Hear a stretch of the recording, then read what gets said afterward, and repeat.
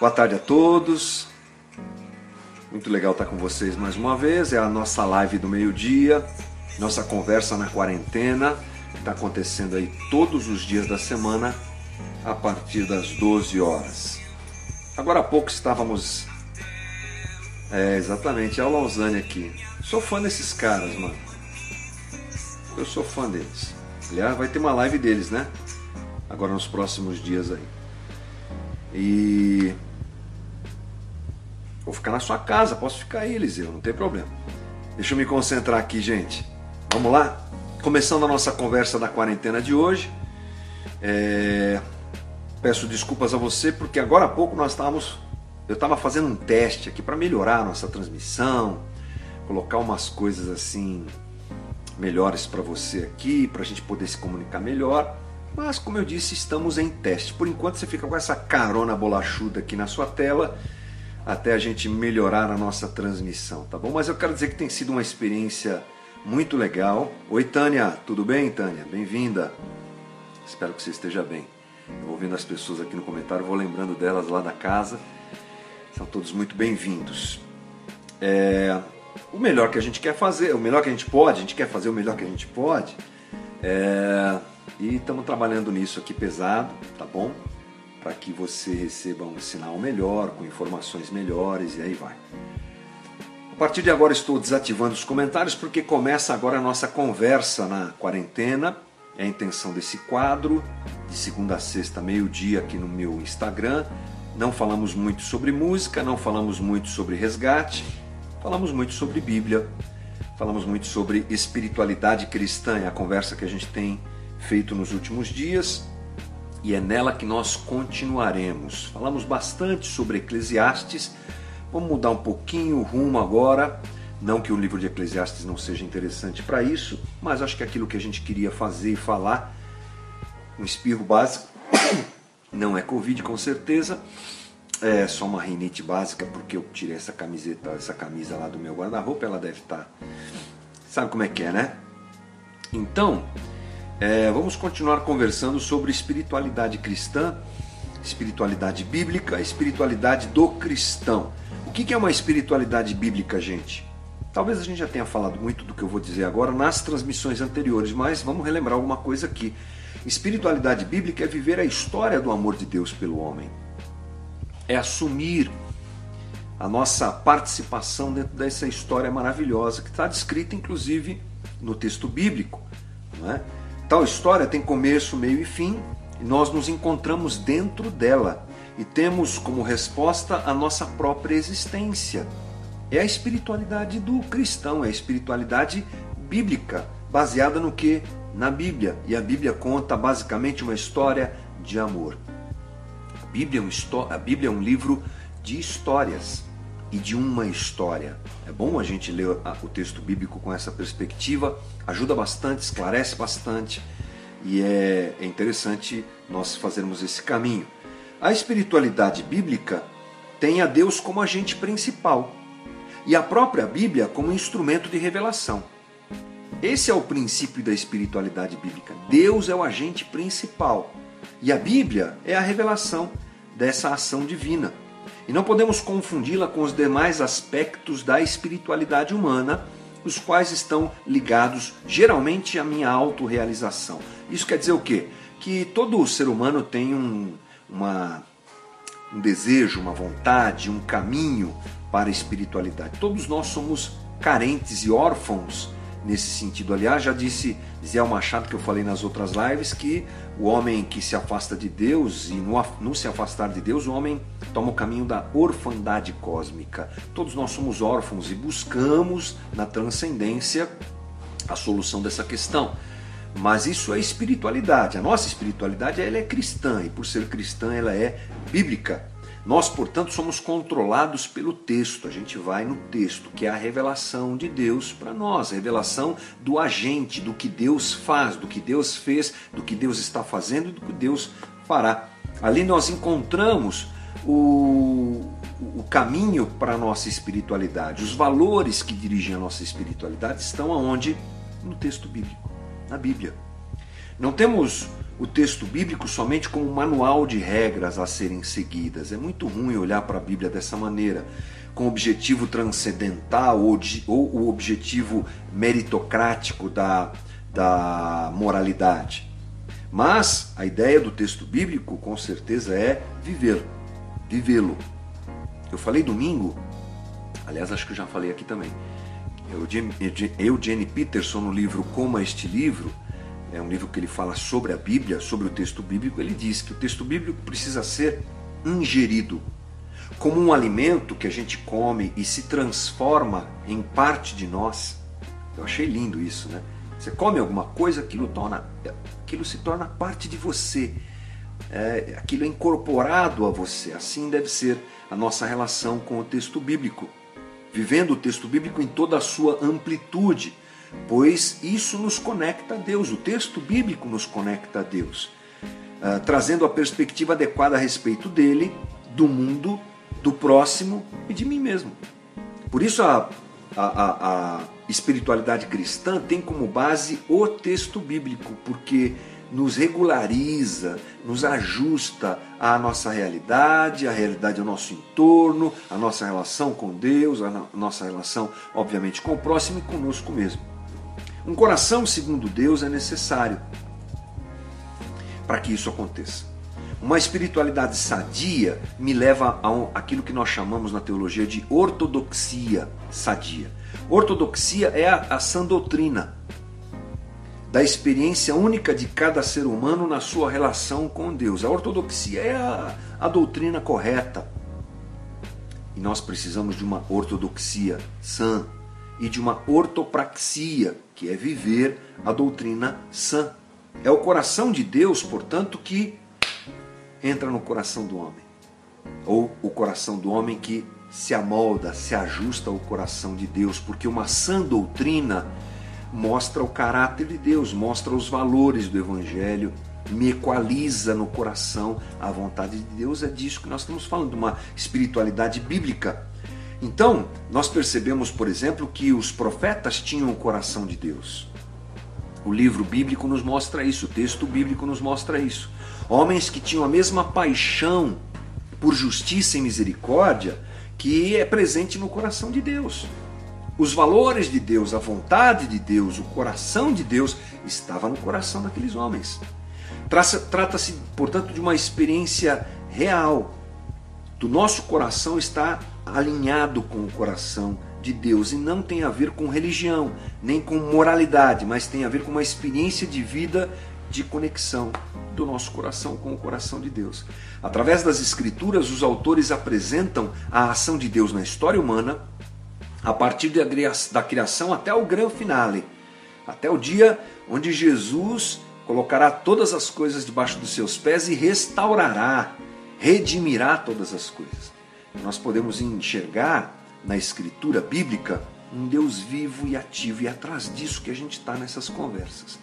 É atrás disso que nós estamos, de um Deus vivo e de uma conexão entre o nosso coração e o coração de Deus.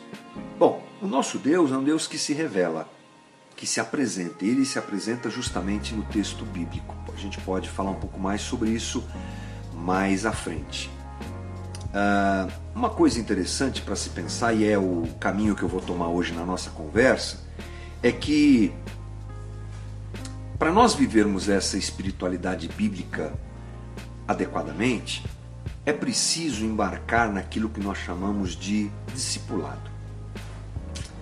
O discipulado é essencial, fundamental, para que a gente descubra o caráter de Deus, os valores de Deus, a vontade de Deus. E isso a gente não aprende decorando. É muito importante a gente estudar, é muito importante a academia, os autores, os estudiosos, os professores. Eu dou um valor assim muito, muito grande para isso. Mas já dizia também um professor querido lá no seminário, que se a teologia que nós aprendemos não nos coloca de joelhos, para pouco ela serve. Portanto, a gente tem vivido um movimento muito bonito de preocupação com o estudo bíblico, que eu dou um valor como eu já disse, muito grande. Estude mesmo. Mas o mais legal é quando isso se transforma em realidade vivida.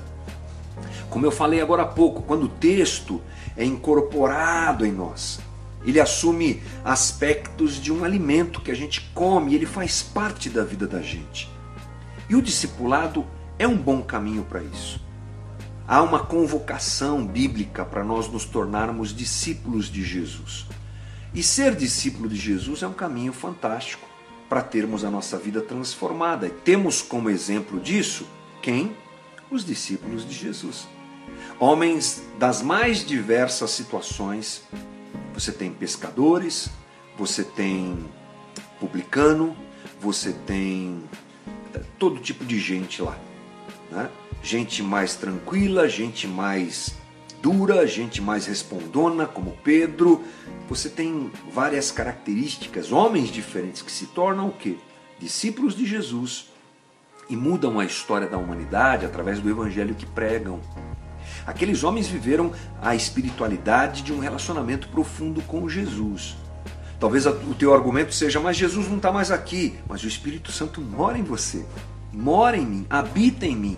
Ele foi e nos deu o seu Espírito habita em nós e nos esclarece qual é a verdade.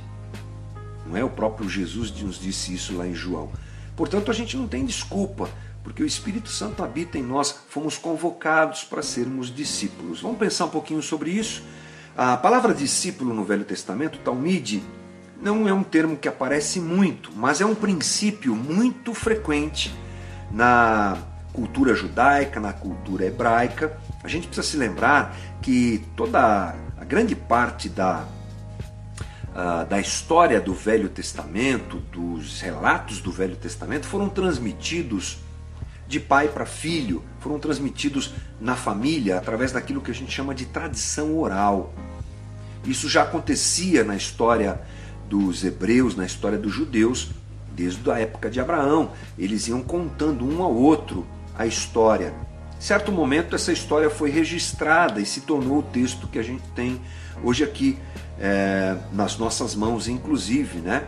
O cânon judaico, o cânon hebraico, os livros que compõem o Velho Testamento trazem o relato daquilo que Deus fez, preparando, criando a humanidade e depois da queda preparando todas as coisas para a vinda do Filho. É basicamente isso que a gente tem ali no Velho Testamento. Essa transição era oral, essa tradição, essa transmissão, melhor dizendo, era oral.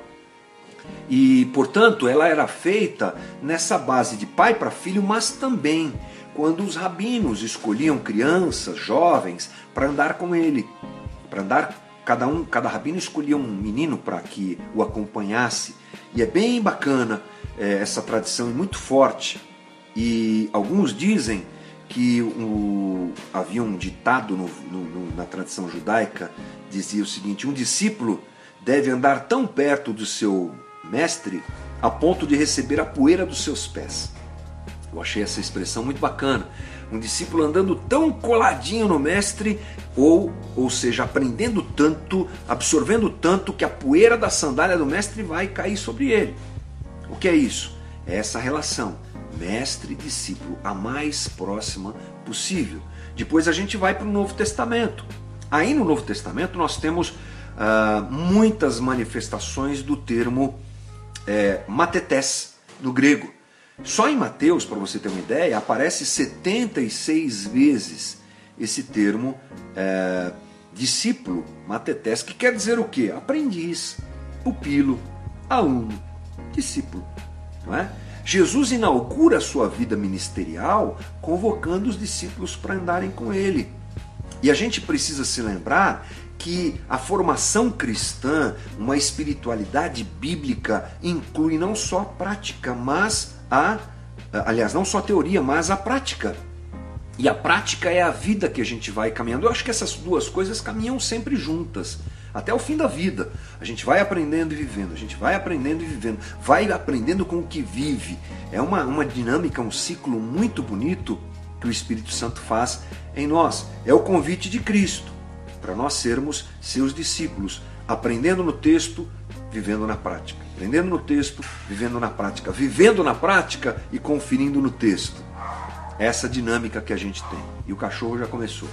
João 13,3 diz assim: Jesus sabia que o Pai havia colocado todas as coisas debaixo do seu poder e que viera de Deus e estava voltando para Deus. Assim levantou-se da mesa, tirou sua capa e colocou uma toalha em volta da cintura. Depois disso, derramou água numa bacia e começou a lavar os pés dos seus discípulos, enxugando-os com a toalha que estava na sua cintura. Esse texto é o famoso texto do lava-pés.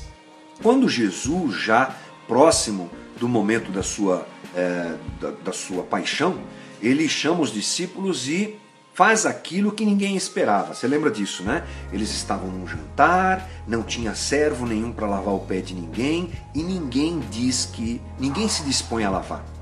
E Jesus deve ter esperado a reação daqueles homens. Como ninguém lava, lava ele. Pega uma toalha, coloca na cintura, abaixa a roupa e lava o pé dos discípulos, os pés dos discípulos.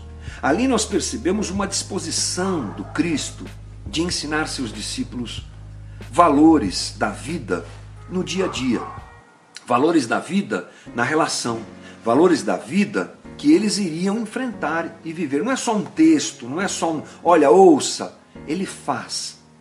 E essa ação demonstra o desejo, a atitude e a disposição de Jesus em ensinar seus discípulos. Pouco nós prestamos atenção, eu penso, nessa situação de Jesus como mestre.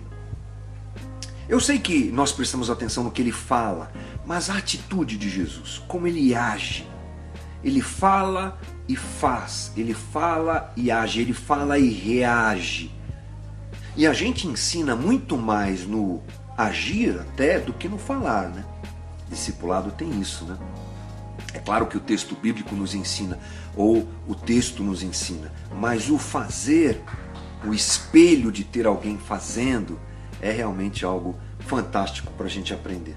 O discipulado, o verdadeiro caminho da espiritualidade bíblica, é esse que nós devemos procurar, é esse que nós devemos desejar. Jesus deve ser visto não somente como Salvador, mas como alguém que é digno de ser seguido.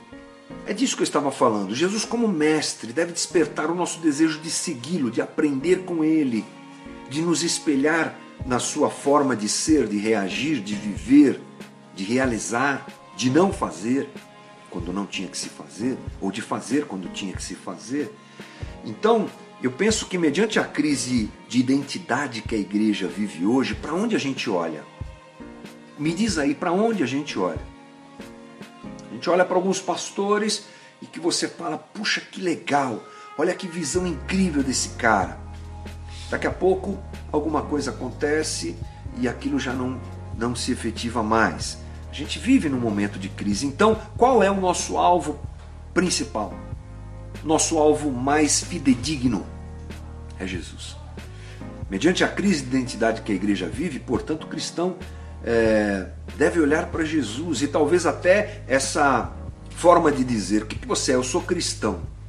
É claro que a gente vai continuar dizendo isso, mas seria interessante a gente dizer, sou discípulo de Jesus. E é claro, apresentarmos os valores de um discípulo de Jesus.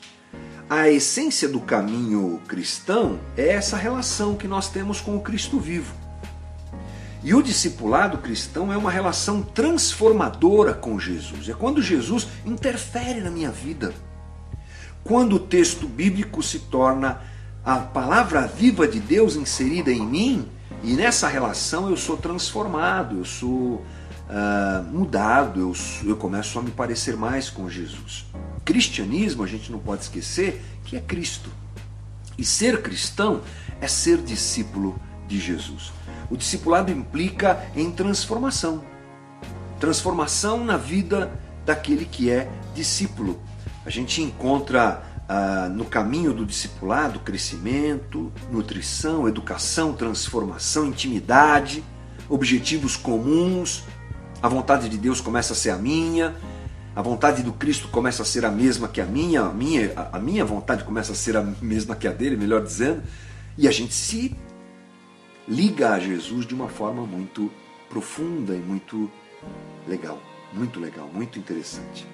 Não devemos confundir a nossa ligação com a igreja com uma união com Cristo. Porque a gente corre o risco de seguirmos seguidores de Cristo e não o próprio Cristo. E assim nós nos decepcionarmos. Eu sei que todo mundo olha para alguém. Eu tenho aquelas pessoas que me inspiram, não é? Eu gosto de usar essa palavra, tal pessoa me inspira. Eu acho que o papel de um pastor, por exemplo, é inspirar as suas ovelhas. Olha, vamos por aqui. É ensinar, é corrigir, é exortar, é cuidar, mas é também inspirar. Olha que caminho bom, vamos por aqui, vamos juntos por aqui. Não é? A gente tem essas pessoas e elas devem fazer parte da nossa vida, mas o nosso alvo de admiração principal é Jesus. Eu tenho uma história de decepção, porque olhei para pessoas e não olhei para Jesus. Essa história a gente sempre vai ouvir, né? Olhe para Jesus, não olhe para a gente. É difícil, porque às vezes a gente cria confiança, cria elos emocionais, elos de vida e da caminhada cristã com pessoas, e que daqui a pouco a gente está ali junto, assim, é isso aí, tô aqui, e depois a gente se frustra. Portanto, vamos olhar para Jesus. Mais do que desejar estar perto de Jesus, eu preciso saber que há um chamado para o discipulado. E é preciso perceber tal chamado e recebê-lo. Não é só uma questão de ser melhor, ou uma questão de possibilidade, é uma questão de convocação. Nós somos convocados ao discipulado. Tudo é chamado, todos são chamados ao discipulado. Às vezes, você que está me assistindo aí, conectado com a gente, a percepção que muitas pessoas têm é que quem foi vocacionado para alguma coisa é só o clero. Quando a gente fala o clero, o que isso quer dizer? Pastores, presbíteros, diáconos, algumas denominações aí, bispos, gente que está envolvida no dia a dia da igreja, principalmente se for alguém que trabalha na igreja, pastor de tempo integral. É ele que é discípulo, né? De verdade, eu sou o discípulo café com leite. Não. O chamado e a vocação para seguirmos a Jesus e sermos discípulos de Jesus é amplo. Atinge a todos. A partir do momento que confesso Jesus como meu Senhor e meu Salvador, eu sou convocado. Siga a Jesus. Siga a Jesus. Venha. Largue as tuas coisas, pegue a tua cruz e me siga. Você quer ganhar a tua vida? É esse caminho que você tem que fazer, é seguir Jesus. 1 Pedro 2,9, o apóstolo Pedro diz: vocês, porém, são geração eleita. A gente lê tanto um versículo em algumas versões que quando vai ler em outra versão se confunde, né? Então vamos lá. Vocês, porém, são geração eleita, sacerdócio real, nação santa, povo exclusivo de Deus, para anunciar as grandezas daquele que o chamou das trevas para a maravilhosa luz. É a convocação a todos nós. Então nós precisamos desmistificar a ideia de um chamado clerical, que atinge somente alguns. Inclusive a gente usa lá Efésios 4, né? Ele chamou uns para apóstolos, outros para profetas, outros para mestres, outros para... Eu não estou nessa lista aí, não. Isso aí é a distribuição dos dons ministeriais para o bem da igreja, de um modo geral. Mas não se engane, todos nós fomos chamados. Inclusive, essa percepção é errada, porque ela cria um elitismo. Só alguns foram chamados e só alguns têm o crédito por serem chamados, né? Parece que cria uma hierarquia meio complicada dentro do reino, que não creio que seja esse o desejo de Deus, pelo menos no texto bíblico é o que a gente percebe. São dons distribuídos para que o corpo seja edificado. Mas a gente precisa se tornar discípulo de Jesus. Como é que isso acontece? Imitando a maneira como Jesus viveu. E para isso é preciso estar consciente da renúncia necessária para que isso efetivamente aconteça, me adequando e encarando a ética cristã como verdade na minha vida. Talvez a gente fale mais sobre isso mais para frente, mas a ética cristã é o jeito cristão de viver. Quem é discípulo de Jesus tem um jeito de viver, que não é qualquer jeito, é o jeito cristão. A gente chama isso de ética cristã. O tempo muda, os valores mudam, a moda vai e vem, mas o jeito de viver cristão continua. Porque pecado é pecado, a despeito do tempo, não é? O que mudam são os instrumentos que o homem utiliza para pecar, a maneira de pecar, mas pecado é o mesmo. O que vai mudando é a forma. A igreja vai se modernizando, sim, eu acho completamente necessário. Mas a gente não perde de forma nenhuma, não devemos perder a referência de uma ética cristã ser vivida a despeito da época em que estamos envolvidos e que estamos vivendo. É o nosso caso. Não vivemos segundo os valores dessa sociedade em que estamos inseridos. Vivemos os valores do reino. E a ética do reino deve fazer parte da nossa vida. Obedecemos os mandamentos de Cristo, compreendendo que é necessário um relacionamento com Jesus. Inclusive para que os mandamentos de Jesus não se tornem fardo. Muita gente vive esse problema, porque vive na base da regra, da norma e não do relacionamento.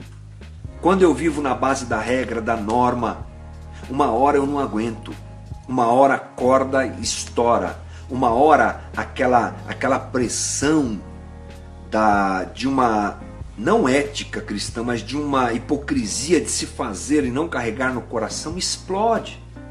Quando eu convivo com Jesus, a sua ética vai sendo incutida no meu jeito de ser, de viver e de reagir à vida. Não se torna fardo. Não fica difícil. Fica bom, porque é uma questão de relação. Eu amo a Jesus, eu sei. Aliás, esse meu amor é porque Ele me amou primeiro. Esse meu amor por Jesus é porque Ele me amou primeiro, me alcançou apesar do meu pecado. Compreendendo isso, eu digo, vou seguir Jesus. E me relaciono com Ele. E aí eu percebo que o mandamento dele que me diz, não cobice a mulher do próximo, não é difícil de ser vivido, porque é Jesus que está me dizendo que é bom para mim viver assim. O mandamento que ele me diz para não matar é bom. Estou sendo extremo, né? Mas quando ele me diz para não mentir, quando ele me diz para, sei lá, todos os mandamentos, toda a ética cristã, ser generoso, partilhar, dividir a vida, não é? Não ser alguém hipócrita, enfim, todos os mandamentos que compõem toda a ética cristã se torna fácil de ser vivida, não completamente fácil, sempre haverá um atrito entre a nossa natureza humana e a ética cristã, mas eu me relaciono com Jesus, e por me relacionar com Jesus e amá-lo, vamos lá, vamos viver a vontade de Jesus, porque é isso que eu quero. A gente vai conhecendo Jesus, e eu quero encerrar fazendo uma colocação que está no livro Espiritualidade Bíblica, que está aqui, que foi um dos livros que eu usei no seminário para umas conversas que a gente teve sobre isso, do Paul Steves e Michael Green. Está aqui, ó, um livro bem interessante, bem bonito, que tem me norteou nos estudos lá no seminário, que eu estou usando inclusive para algumas coisas aqui.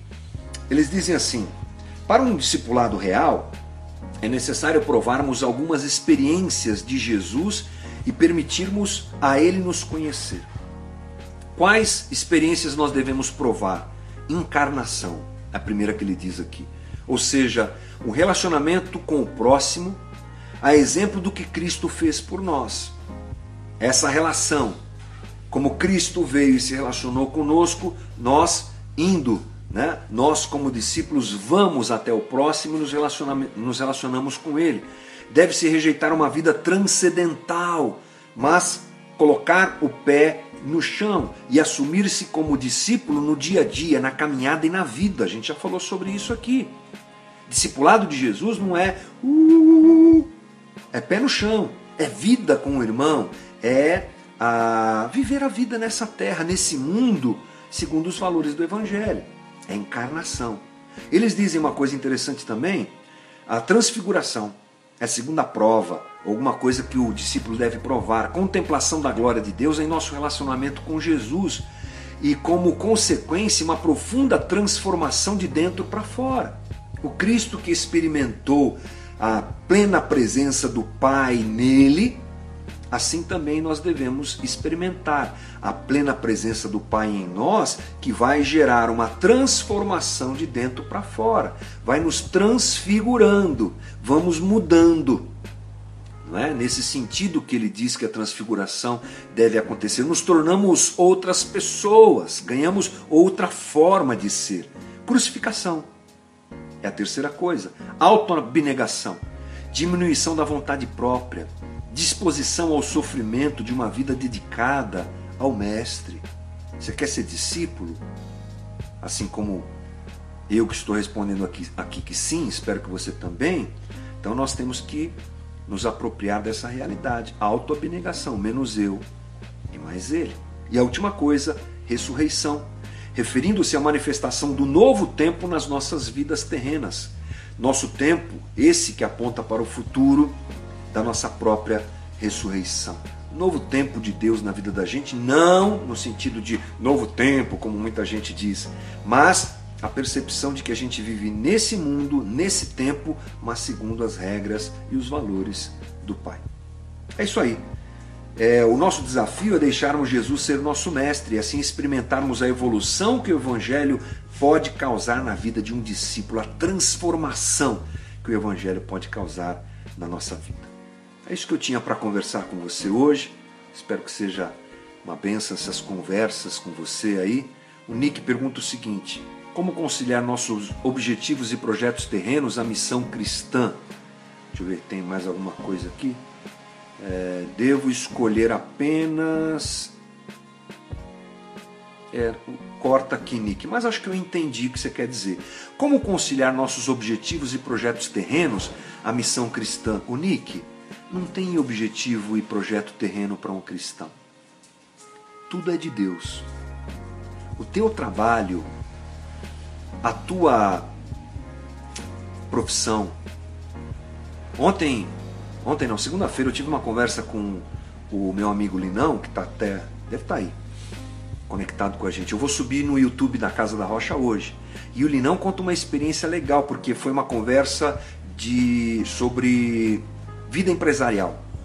E ele disse uma coisa muito legal, uma verdade, que nós fomos chamados para missão em qualquer lugar, não só na igreja, não só no serviço na igreja.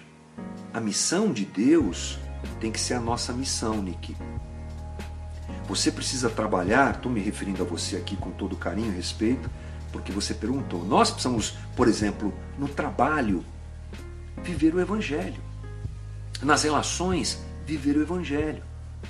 Em todas as áreas da vida humana, precisamos viver o Evangelho. Se você quiser compreender um pouquinho mais sobre isso, eu recomendo uma série de pregações que eu fiz algum tempo atrás, que está no canal da Casa da Rocha Guarulhos, chamada Reconfigurar.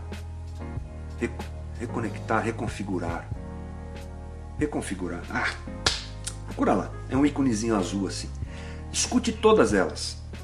São ministrações, pregações, reflexões que eu fiz para esclarecer um pouco isso, porque a gente não consegue pensar na vida cristã total. A gente sempre compartimentaliza a vida cristã às nossas atividades religiosas. E vida com Deus, Nick, é tudo. Tudo é vida cristã. O que eu estou fazendo, eu faço para a glória de Deus. Estou comprando um carro, vou comprar para a glória de Deus. Vou perseguir uma carreira profissional, vou perseguir para a glória de Deus e perceber o que Deus quer fazer através do que eu estou fazendo. Ou seja, a Missio Dei, que é a missão de Deus, se torna a minha missão e eu me encaixo nela. E Deus vai dirigindo a gente. Você não precisa ser pastor para fazer da tua vida uma vida que esteja ligada à Missio Dei, à missão de Deus. Não é?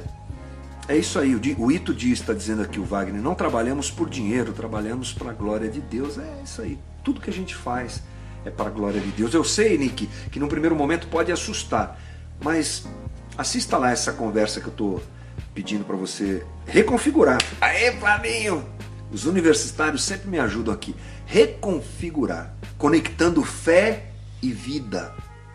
Fé e cotidiano, foi sobre isso que eu falei, tá bom? Espero que te ajude. Obrigado, gente. Uma boa tarde para todos vocês. Obrigado pelo carinho, pelos feedbacks. Eu fico muito feliz, porque a gente está aqui se esforçando, né, para que você seja abençoado, tá bom? Vamos continuar com os nossos testes. Quem sabe a gente consegue mais alguns dias entrar com uma transmissão melhor que essa, tá bom?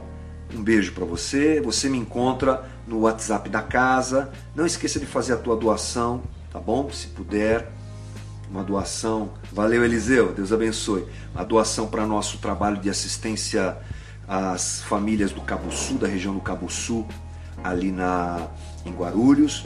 Se você quiser, procure o nosso WhatsApp 956520227. 956520227.